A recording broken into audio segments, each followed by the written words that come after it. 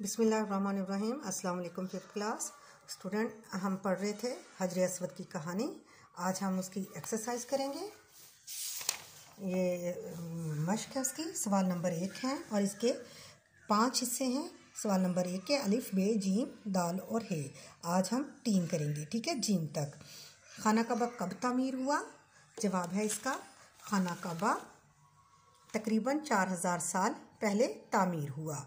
अगला सवाल है खाना काबा किसने तामीर किया? जवाब खाना काबा हज़रत इब्राहीम अलैहिस्सलाम और उनके बेटे हज़रत इस्माइल अलैहिस्सलाम ने तामीर किया।